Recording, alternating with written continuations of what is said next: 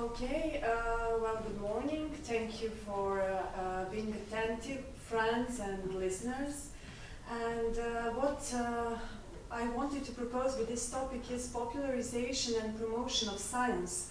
But it's only the first layer of what we are doing with the Science Festival Nauk nije bauk, which actually means science is not scary.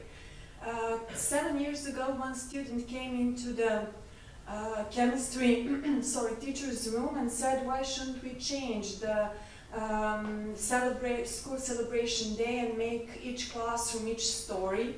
So I must say it was very hard for us teachers because we had to let students do everything and we weren't sure that they are capable of doing everything, and we had to work in teams.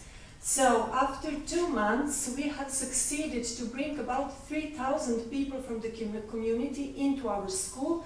And 7 years ago, this year, we had 23,000 visitors from our city and other cities of Serbia, 10,000 countries coming to present their ideas. We had 70 little exhibitions there, 30 workshops, 20 lectures. And what I want now is to invite you to apply for our Science Festival if you're interested, of course, and share your ideas with us. Students are obliged to do everything. Now, what this promoting of science actually did, this school helped me to realize, to make a concept of it. We were actually doing values and attitudes, because after the third year of doing this science festival, students started becoming reflective practitioners, volunteers, and making their own organizations inside of our school. Now this girl reminds me very much of Isabel, so I wanted to share one project with good energy that our students did. So, do books matter?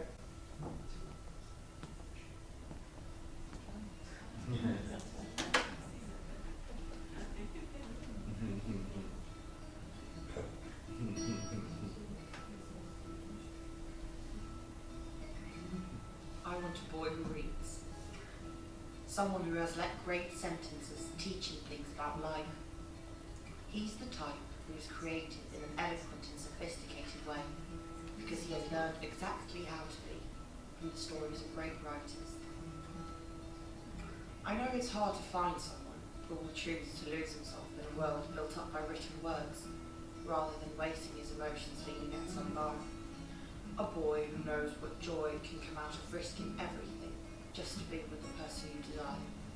A Winston Smith who is not afraid to commit thought crime and stand up to Big Brother just to be with his Julia. I want a boy who knows the difference between truly living and just breathing. Someone who Hemingway and Oscar Wilde have taught how to come out of the shadows.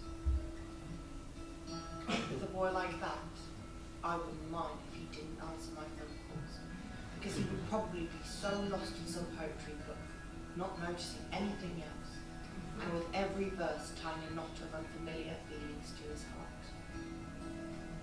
At night, when you can't sleep, you won't reach for the sleeping pills, but for the bookshelf, seeking comfort in the well-known words of a book he has read countless times.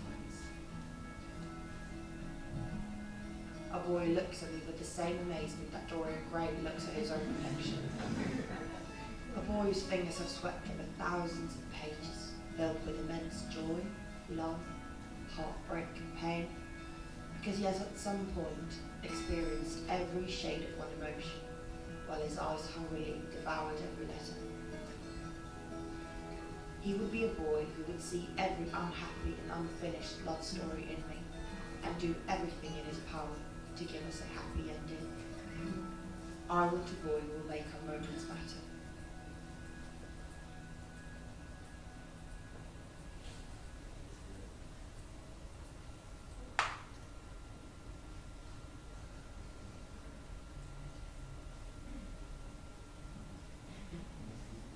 Books matter.